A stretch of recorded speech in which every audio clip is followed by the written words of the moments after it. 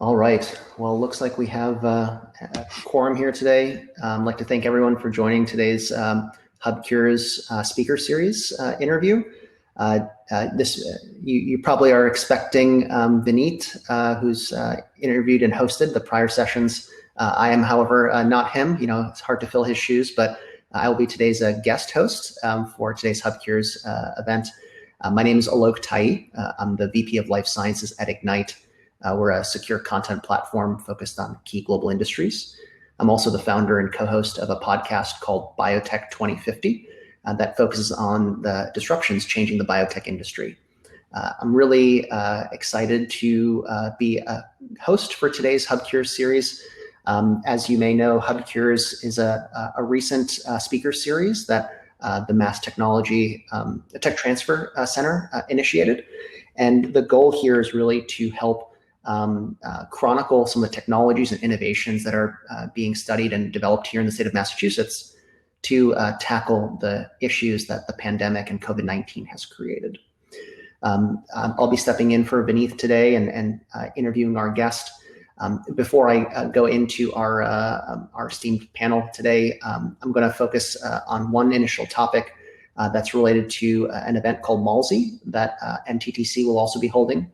MALSI is a unique digital event that is intended to be a unique ecosystem and networking opportunity for individuals across the Massachusetts technology and global technology landscape, from venture capitalists to entrepreneurs to technologists. The goal for MALSI is to be able to help bring them together and help them find research and technology developed at Massachusetts universities and translate them into novel companies and products that can impact society. So, hopefully you've all gotten the notification and the emails about MALSI that will be taking place August 20th, and hope to see you all there. So with that, would love to introduce you and thank you for joining today. I'm delighted to introduce our guest, Jay Desai, a good longstanding friend of mine, as well as a Boston-based entrepreneur and founder and CEO of PatientPing. PatientPing is a novel company focused on health data infrastructure and helping to drive care coordination in the United States today. Jay, thanks so much for joining us today. Thanks so much, Alok. Maybe to kick us off, before we get into the meat of the company and what you guys do, maybe you can give us a quick intro on yourself, how you got to where you are today, as well as perhaps the origin story for PatientPing. Cool. So if folks see me smirking a little bit, it's because Alok is such a good friend of mine, and it's fun having two friends pretending to be professionals here for a little bit, but we'll attempt. So I from Chicago, Illinois, and kind of have been in the healthcare industry for about 15 years. My journey, I think, started out of college relatively common, as a lot of other folks, kind of overambitious, slightly aimless. College grads went to Wall Street for a couple of years, and then was in investing. Always been in healthcare, and I think midway through kind of my career in healthcare services and just understanding the healthcare system, I had an early realization that so much of how healthcare is delivered, meaning the care that you get when you go to hospitals and doctors, is a function of the incentives around how those doctors and hospitals are paid. And that has always been a thread that really interests me. The other unique nature of healthcare reimbursement is so much of it comes from the government. So from the federal government through Medicare, or through state governments for Medicaid, and understanding the intersection between public policy, how they set reimbursements for doctors and hospitals, and then how that ultimately shapes how you and I go get care when we go to the doctor. That whole system and the way that the dollars impacted care really, really interests me. And I was very interested in finding ways to improve the incentives, or change the incentives in a way that rewarded providers to deliver higher quality care at a lower cost. Historically, care has been in this country rewarded on a fee-for-service system, meaning like if you go to the hospital gets paid. If you go to the doctor gets paid, which doesn't really reward keeping you healthy, keeping you out of the hospital, preventive care, and making sure that you're staying away from the hospital. Because if you get paid when you go to the hospital, then there's sort of an incentive to find ways to have you come back to the hospital, and there are kind of perverse incentives as a result of that. So after I had a few other hops, I went to grad school. I decided to go to Medicare right around the time that the Affordable Care Act was getting passed. So this was in 2009, 2008, 2009. And, had an opportunity to work in this department called the Innovation Center, which was explicitly focused on finding ways to change the incentives to reduce costs and improve quality of care. I was very excited about that. And, the people who were brought into the government as a result of that mandate that the Obama administration put in place to find ways to reduce costs and improve quality was very exciting. I was around legends in the healthcare delivery system reform industry, and got to learn from them and be part of this sort of sweeping change that wasn't really a big deal from a public and the headlines perspective of Obamacare. It was largely about individual mandate and getting people health insurance. But this part around reducing costs, improving quality, is really a bipartisan issue. And in the Trump administration has actually been accelerated the work that I was able to work on while I was there under the Obama administration. So found that to be extremely interesting work. And from that, it launched PatientPing. So then I founded PatientPing about 7 years ago. In September, it'll be 7 years, and have been doing that ever since. Well, given that you've had a long time in the healthcare industry, maybe to help level set the broader audience, can you give us a sense of, from your perspective, what's the current structure of the healthcare ecosystem and delivery in the United States? And what are you seeing as some of the challenges that might exist that entrepreneurs and innovators should be thinking about? Yeah. So if you think about your community, so let's say we're in Massachusetts, and in Massachusetts, and even focusing in on Eastern Massachusetts, there are a number of doctors, hospitals, and other providers. So think of your chiropractor or your rehab provider, your home health agency, nursing home, things like that, that sit outside of sort of your doctor's clinic, which you think of your primary care doctor or a specialist, and the hospital. So number of different providers that are out there within any given regional community that are all there to help you.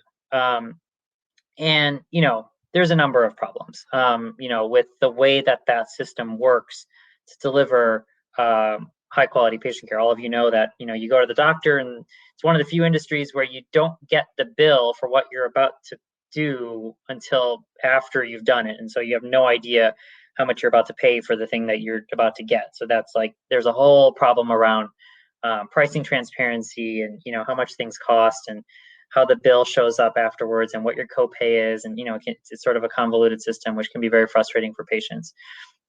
The area that we're focused on is around the coordination of care between those providers. And so it's, if you're really healthy and, you go to the, you fell down, you break your thumb, and you went to the hospital to get a cast, you probably don't need a lot of coordination of care. You're fine. Like, you go to see the one doctor, you come home, you're good.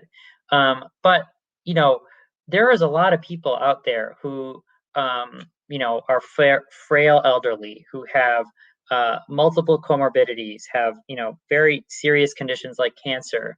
And, as far as the Black and Brown community, given the topic that's currently very present around equity and racial injustice, there's huge disparities in the amount of care and the quality of the care that are delivered to, kind of racially disadvantaged communities. And so, they often have a lack of coordination between all their providers because they may have to go to the emergency room to get care because there isn't good access to primary care. So, the fact that you go from one place to get, an ER visit, and let's say you're a new mom, and then you go see, your gynecologist, your OBGYN, and then, you may have some complications in the childbirth, and you may go to a specialist or an endocrinologist if there's, issues around diabetes. It's rare that they all work together. And as a patient, it sort of feels like you're starting over every time you go to a new doctor, you go to a new provider. And that's the problem that, PatientPing is really focused on solving. And there's a number of other problems in healthcare, but that's the one that we've been focused on. Well, it's interesting, like, as you articulate those different components, I feel like as a patient, right, historical patient, you don't necessarily think about it in the context of all those different bodies that are involved in making sure I'm healthy. But I can appreciate, at least coming from a technology perspective, what disconnects perhaps between those entities translates to in terms of both cost, but more importantly, in terms of me or a patient being healthy. Mm-hmm. So I'm curious, thereafter, now that we are as a country tackling a global pandemic, which has had impact not only on the health of individuals, but also our ability to seek preventative care, right, like we normally would. I'm curious, first, what have you been sort of seeing across the healthcare system in terms of the impact COVID has had in terms of care delivery? But then second, I'd love to drill into how PatientPing software and infrastructure helps institutions manage patients, right, who have been affected by COVID as well. Yeah. So the way that the healthcare system has overnight completely transformed is just, it's staggering. It's hard to list all of the ways that things have changed, but I'll pick on a couple trends. One is people don't want to go to the doctor or the hospital because it's an infection-rich environment. Who knows? We're social distancing already, and if you're in a building that people are going to because they feel sick, you're probably going to avoid that. And so there's some good and there's some bad to that. On the good, a lot of times we get care that we may not need. So, we spend a lot of money on things that, we may not need. And that may be at no fault of the patient, but it may be because the incentives reward more care. So you may, your doctor may say, just go get a lab test just in case. Or, why don't I order that CT scan, or why don't you go see that specialist? And, actually I have a partnership with them and, probably get a kickback, so some of that care, people are just not doing. It's sort of, Don Berwick, who's an important figure in the Massachusetts ecosystem. He ran for governor several years ago. He wrote this really important piece that said about a third of the country's healthcare dollars are waste, meaning that they don't need to be spent to get the same or better outcomes that we're getting. So, and they fall into a lot of different categories of waste, but one is the lack of coordination and then over treating patients who don't need it. So that's a good side effect, is like, I thought I needed to go to the doctor, but turns out I was fine, and the system saves money, your health insurance premiums come down over time. So that's a good thing. The bad thing is for people who should be getting care, cancer is a really one that's been very public and prominent in the news. They're delaying the diagnosis. So you feel something, you're like, something's off. Where you would have otherwise quickly gone to the hospital to get it checked out, or gone to the doctor to get it checked out, people are waiting. And that is leading to, possibly an exacerbation of very serious chronic conditions, or very serious, acute conditions, which, can lead to very serious problems. So, those category of patients where, they're delaying things that they should be getting is resulting in, likely, and we're already starting to see it, sort of an exacerbation of certain conditions that are left untreated, that are going to cause a big problem, both from a quality of care and a cost perspective. So that's two big buckets of themes. The other is the way that the healthcare delivery system is meeting the needs for those patients who do continue to need care. So, for instance, if you can't go to the doctor, well, what do? Well, there's this thing called a phone, and you can do a FaceTime visit. Telehealth is sort of what whatever is what's referred to. And the rate of adoption of telehealth has shot through the roof, and actually, it's relatively recently it's been declining as doctors' offices are opening up again. But this whole industry, which has slowly been trying to get adoption because it's clearly the more convenient way to do a lot of conditions. Not all conditions. At some point, you may need to go get a lab test or have somebody actually do something to administer a procedure for your body, which requires an in-person encounter. But for a lot of conditions, you can just do it virtually. And the telehealth industry has been trying to change the incentives so that doctors have a greater incentive to do telehealth visits. Right now, you actually make more money if you go to the hospital for an in-person visit than you do a telehealth appointment. And as a result, you haven't seen the type of adoption of telehealth that we are seeing now because there's no other choice. And doctors all across the country were like, look, we got to deliver care for these patients. They're sick. And so CMS was like, you're right. We'll do it over telehealth. We'll actually reimburse it at the same rate as if they were to come in person. So that's been really, really exciting to see because it's a very important trend, and actually patients love it for many procedures. You got a dermatology issue, you've got a bump or a bruise, or you got a cold. Like, you probably don't need to drive out to the clinic, wait in line, sit in the lobby, see the doctor. You can just do it over the video, and it's probably it's the same or better. So those are some of the trends. I could keep going. There's many others. I'd say one that is really important from PatientPing's perspective is that if you have COVID and you actually go into the healthcare system, at that moment, and it exacerbates and it gets severe, there is a triaging function that needs to get you out of that healthcare system as quickly as possible because one, you're an exposure risk to other people. Two, you don't want to be stuck in that infection-rich environment, particularly if it's a younger person who's otherwise very healthy, to be in that type of an environment. And if you don't have COVID and you go to the hospital to get something evaluated, whether it's an issue with your heart or otherwise, you want to get out of that system as quickly as possible. Hospitals need to be able to set up COVID-only wards. Nursing homes need to be able to set up COVID-only facilities where they're receiving patients out of the hospital for the follow-up care and the rehabilitation. Home health agencies, if the nurse is going to your house, they need to know if you have COVID because they got to wear the PPE to protect themselves. So there's a number of issues that we're seeing as a result of COVID and this pandemic, and areas around coordination of care that we're able to impact. In terms of COVID specifically, I'd imagine for a measurable portion of the population, it's uncertain whether they have COVID or if they have sort of a conventional flu. When you start to think about what that impact is from a care coordination standpoint, any sort of telltales or signals that you're seeing in terms of which institutions they frequent or ways in which they stay in the system or outside the system, perhaps? Anything you're seeing there?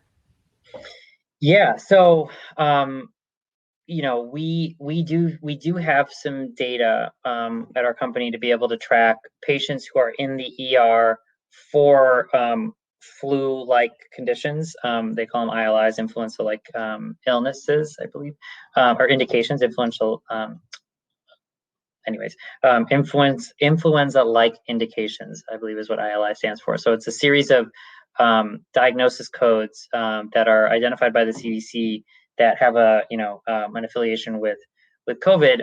And so, I think it's been interesting to see, and I know the CDC and, actually interestingly, the White House just introduced or made an announcement today that the Department of Health and Human Services has come up with their own database, which is, something interesting that we can talk about.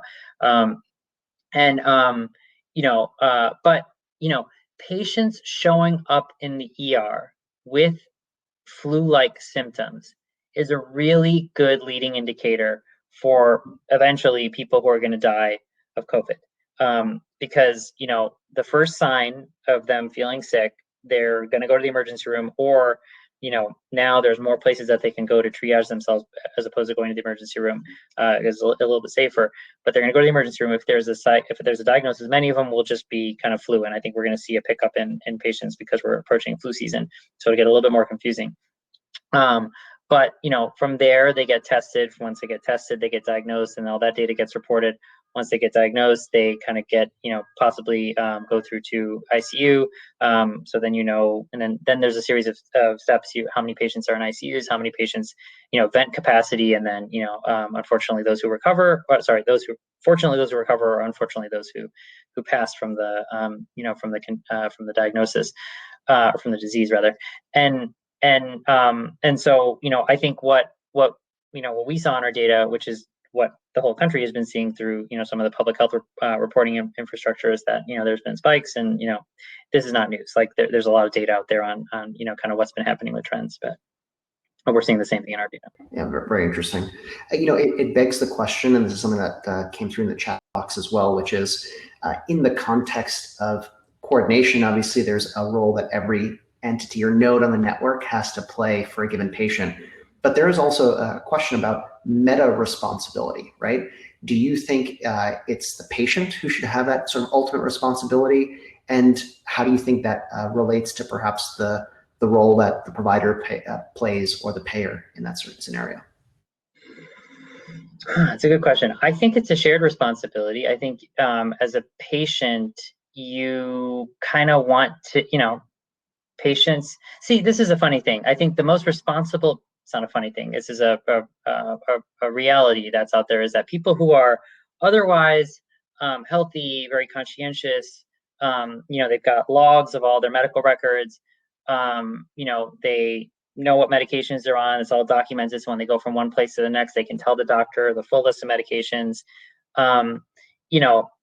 For them, it's coordination is something that they've taken on themselves, and they could have a caregiver or a loved one who's supporting some of that work around coordination, and that takes the burden off of the provider, because you meet the patient and they're like, do you have a list of your medications and your history of illnesses and surgeries and those sorts of things, and it's just they can pull out a list and there they go, but I don't think that it seems like in our country, given $3 trillion we spend on healthcare, that making it the patient's problem is probably something that we shouldn't have to do. Like if you go to the hospital, they should be able to pull down your record from all the other places that you've been. This is not that complicated of a technical challenge, and get your full medical record to be able to say, oh, we've seen you've been at a few other places, and had these historical procedures done to you, or this is your history of vaccinations, or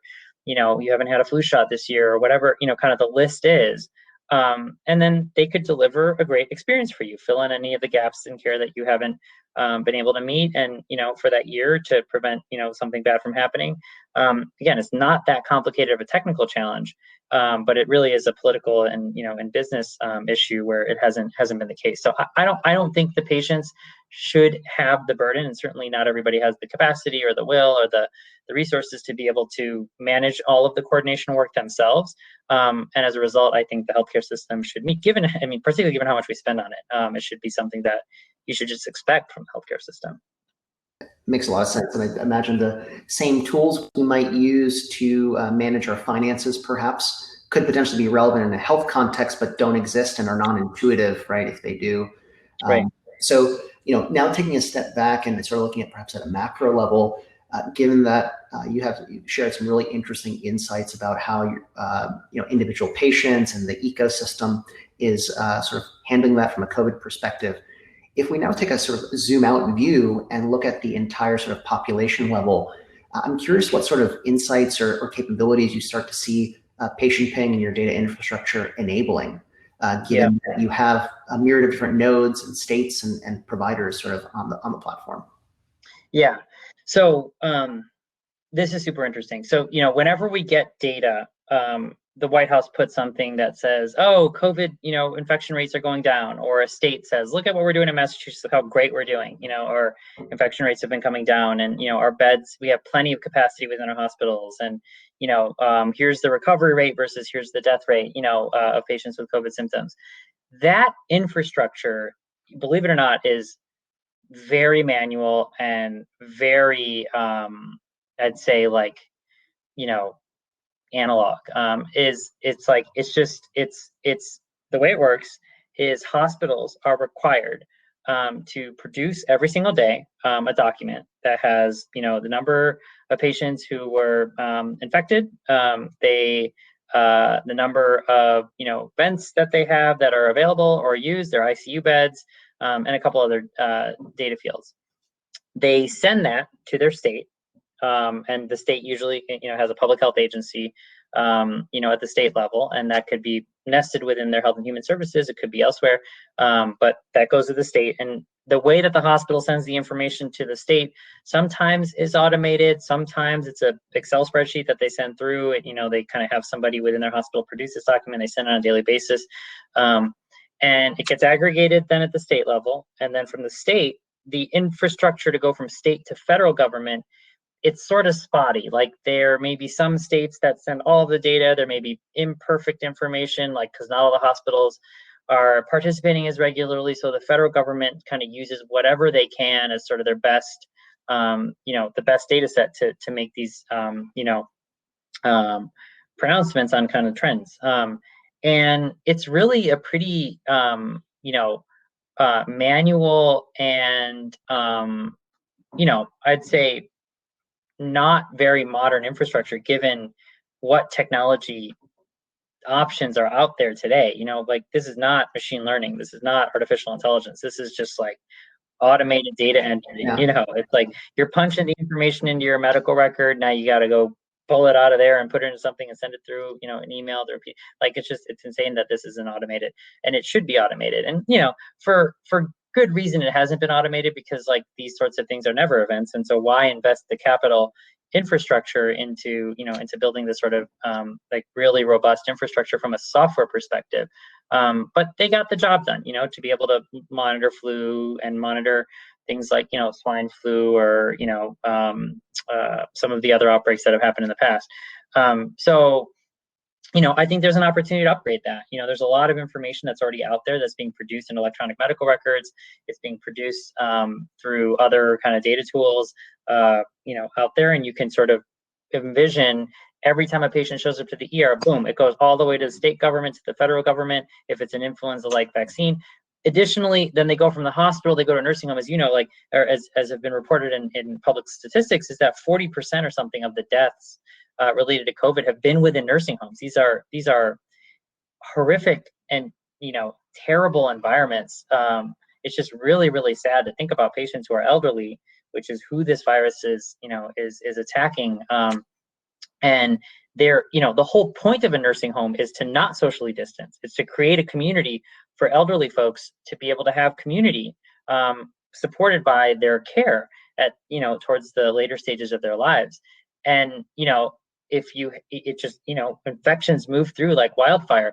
And so being able to contain an outbreak like that, right now, a nursing home may manually submit a report that says, hey, we have this many COVID patients. Well, wouldn't it be interesting if you could see flow? Like the patients that are infected within this hospital actually came from this one source. Like this one hospital tends to be a referral site for a lot of COVID patients into these nursing homes. So let's stop it there. And this sort of data flow and the relationships between patients and the facilities that are sort of routing patients through the system, it doesn't exist. This system just doesn't exist. There's an opportunity to do that. PatientPing is certainly an opportunity, is in a good position to be able to do that. But there are other companies as well that I think are in a great position to do that. Yeah. So, one of the other questions that sort of came up in that context, which is, at least for the some of the core capabilities you deliver to the market, whether it be notifications or otherwise, how do you help the providers look at ROI for that sort of investment, right? There's a lot of different places where they need to be investing dollars, and obviously there's both a compliance and a financial benefit. How do you start to help bring that to the forefront? So this is now shifting out of the COVID use case and more into just like generally within the healthcare ecosystem. Yeah. So so just to level set. So PatientPing, our product, our main product is called Pings, and what pings are is real-time notifications when patients get admitted or discharged anywhere. So let's say you're a primary care provider and your patient shows up in the emergency room. We would notify the primary care provider so that they could say, hey, look, we see you in the emergency room. Is everything okay? can I schedule a follow-up appointment to make sure that you've got the right appropriate care after you leave the hospital, your medications are reconciled, that you have home care if you need to set that up, that you've got a specialist appointment, you've got transportation arranged, kind of all the different things that often are required to make sure that you recover and then you don't end up back in the hospital. I just read Chrissy Farr, who's one of the reporters in our industry, reported how, there's a patient who gets discharged from the hospital, after recovery, partial recovery from a COVID diagnosis where they didn't need to get intubated, but they were still very sick, super hot, dehydrated, had to walk home, homeless, right back in the emergency room, within a day. Like, how are we not supporting these people to be able to, not have that happen? These are tragic instances of patients who could benefit from, coordination of care, and the system will really benefit if you do that. So, going back to your question, we notify social workers, we notify care coordinators, we notify case management teams at health plans, we notify provider groups, we notify primary care providers, all when their patients are hospitalized or end up in other facilities. And that creates an opportunity for them to keep you out of the hospital, get you the follow-up care that you need. So, the ROI of that is either you're going to get patients back for continuity of care. So if you're a primary care provider and you're able to get the patient back for follow-up care, if it's medically appropriate, well, then that helps you, maintain volume for your patients. But if you're in a contract where you make more money if you reduce the cost, kind of like a health plan would, then you are able to deploy the coordination and the higher quality care to keep the people out of the hospital. And so when you keep the people out of the hospital, you make more money, and so that justifies the investment in not just our product, but also the people who are going to be delivering the coordination of care. Now, I know from our prior conversations, there's not only sort of the fundamental sort of at the patient level and the ecosystem level, you sort of also articulated the value of what you guys are doing from a population perspective.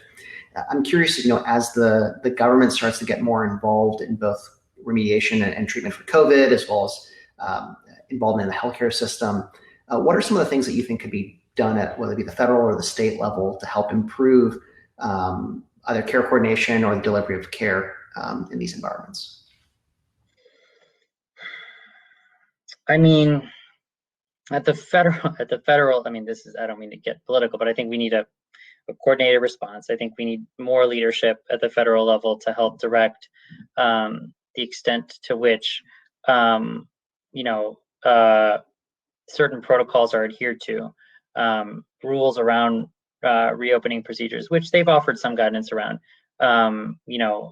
explicit support for certain policies that should be sort of uniform, things like masks and, kind of clear triaging of PPE and ICU and vents, as opposed to making it, at times it can feel like it's more of a political process to be able to sort of get the necessary supplies. So I think, and this is beyond me. Like I don't claim to be in any way, deep or knowledgeable in terms of some of the sort of, trials and tribulations of why we don't have, or what some of the challenges of the federal response are. But I think, kind of a much more coordinated strategy to facilitate, our pandemic response.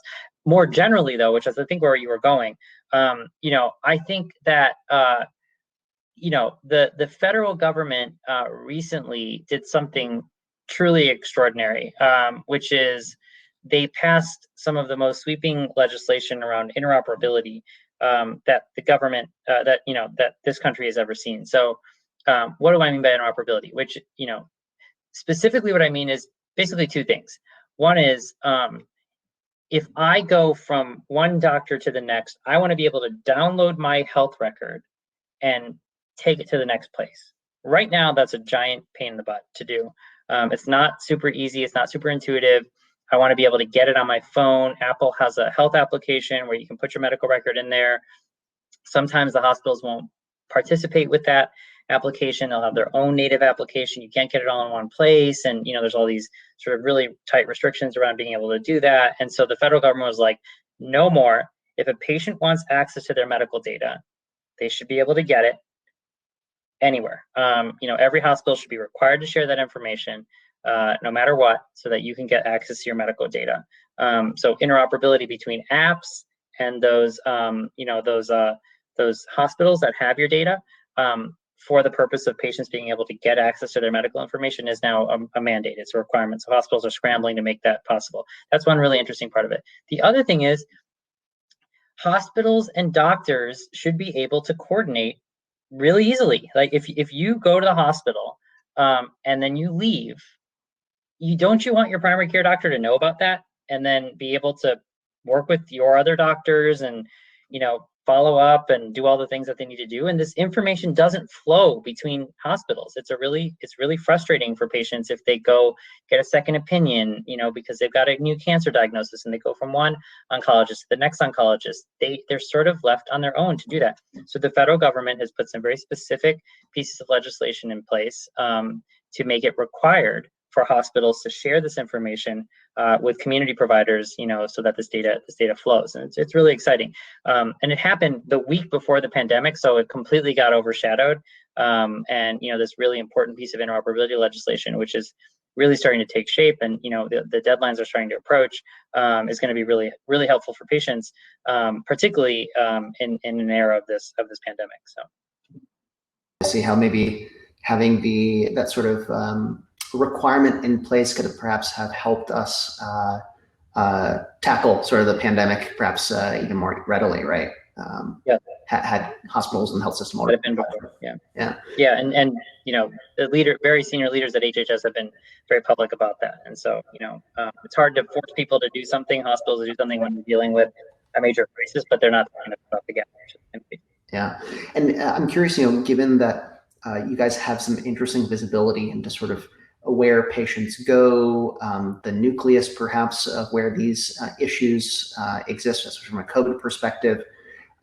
Any insights you think you could share in terms of either best practices or addressing those topics, whether it be in other sort of non-health circumstances? So let me give you an example.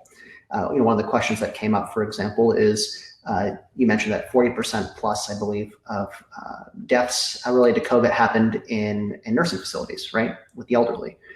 Is there anything we can learn from that experience to say translate to how we reopen schools or other sort of places where individuals aggregate who may be at higher risk?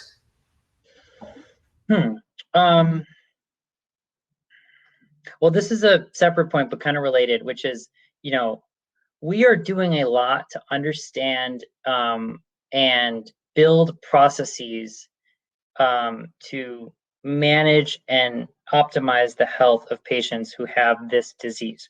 We're tracking it at a federal level. We're deploying protocols at a state level. Hospitals are working together and responding within a region.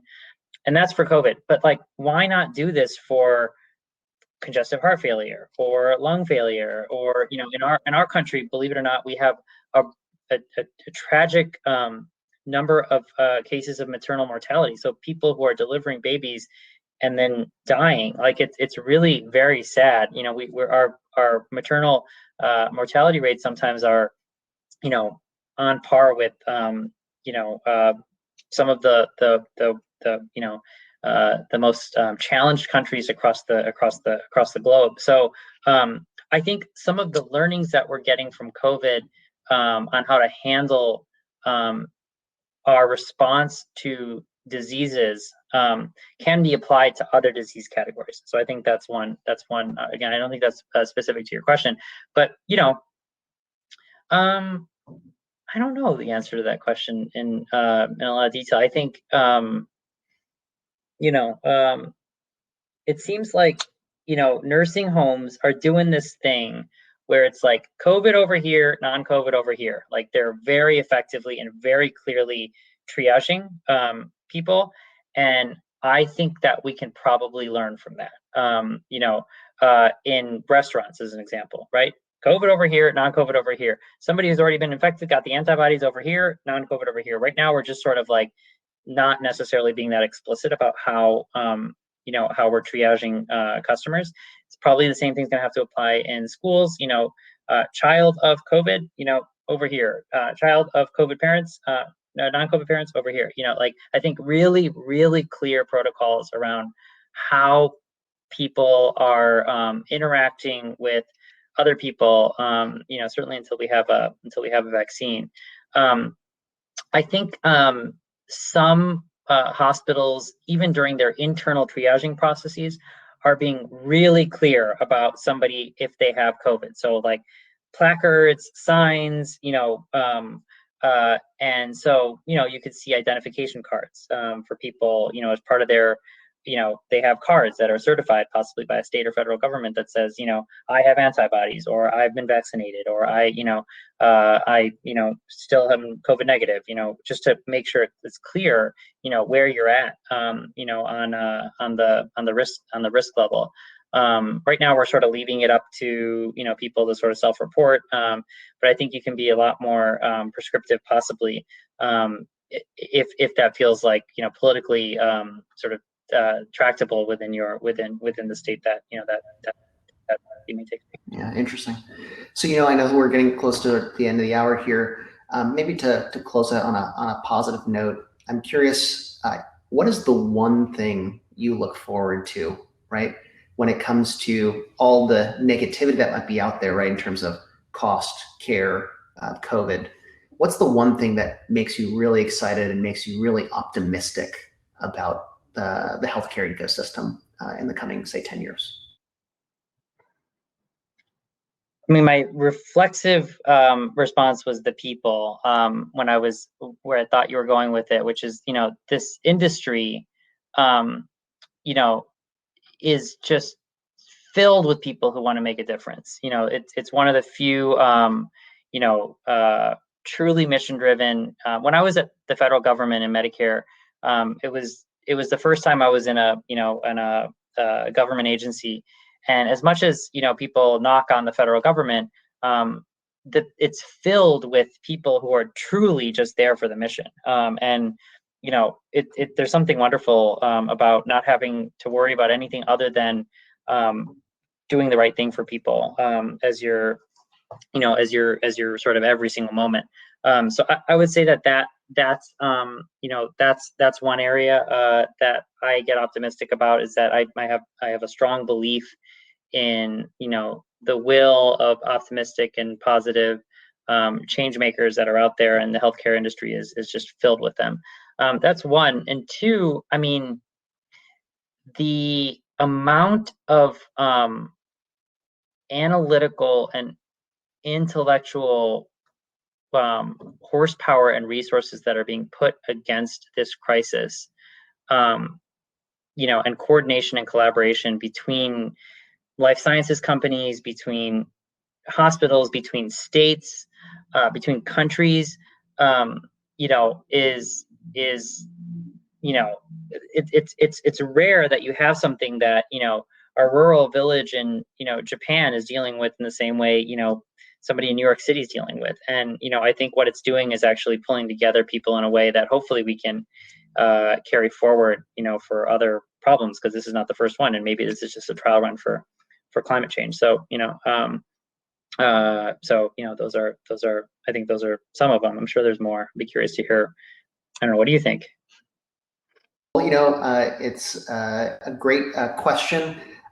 We're at the end of our, I think, allotted time, at least for the public session, but maybe that's a good question if you want to know what the answers are. What my answer is to that, we have the opportunity to stick around for a little bit at the tables and network amongst both the panel as well as the guests. So definitely encourage everyone to stick around.